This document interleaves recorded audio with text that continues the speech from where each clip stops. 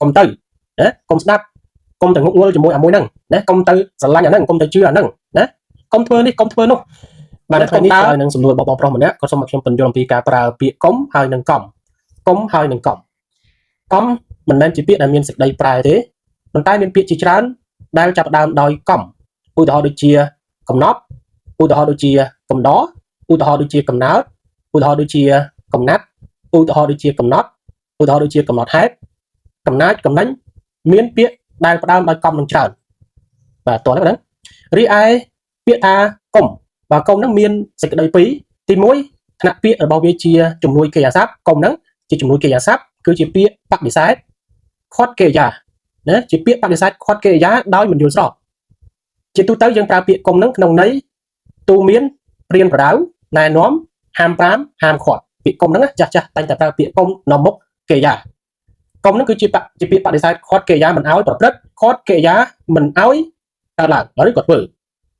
ចឹងបានគេថាពាក្យថាកុំហ្នឹងគឺយើងដាក់នៅខាងមុខកិរិយាសព្ទយើងដាក់កុំហើយយើងដាក់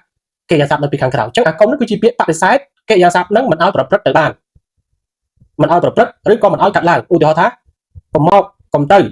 ណាកុំស្ដាប់កុំទៅងក់ងល់ជាមួយអាមួយហ្នឹងណាកុំទៅស្រឡាញ់អាហ្នឹងកុំទៅជឿអាហ្នឹងណាកុំធ្វើនេះកុំធ្វើនោះណាកុំដើរតែម្នាក់ឯងនៅទីងងឹតនៅពេលយប់ណាកុំមើលទូរស័ព្ទច្រើនពេកកុំធ្វើរឿងឥតប្រយោជន៍ច្រើនពេកណាកុំខ្ជិលច្រអូសណាកុំចឹងអាកុំនេះជាជំនួយកិរិយាសព្ទដែលបដិសេធកិរិយាសព្ទនោះមិនឲ្យប្រព្រឹត្តទៅតោះណា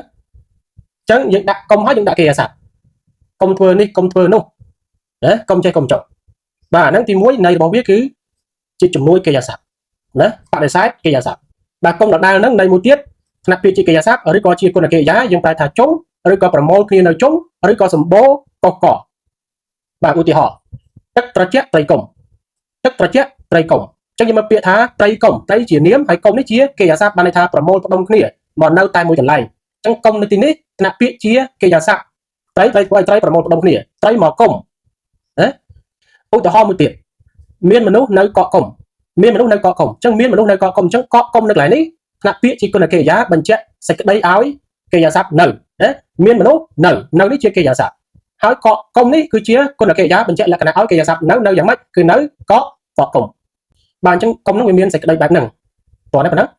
តើអ្នកធ្លាប់ពិបាកទេពេលនិយាយភាសាអង់គ្លេសមិនដឹងថាត្រូវប្រើការមួយណាពេលណាប្រើការ present ពេលណាប្រើការ past ពេលណាប្រើការ future ឥឡូវនេះលែងជាបញ្ហាទៀតហើយ more than 12 instances សៀវភៅដែលពន្យល់ពីការទាំង12យ៉ាងច្បាស់លម្អិតនិងងាយយល់ជួយឲ្យអ្នកប្រើប្រាស់ការបានត្រឹមត្រូវនិងមានទំនុកចិត្តជាងមុនរៀនម្ដងយល់ច្បាស់ប្រើបានពិត more than 12 instances សៀវភៅការល្អដែលអ្នកមិនគួររំលង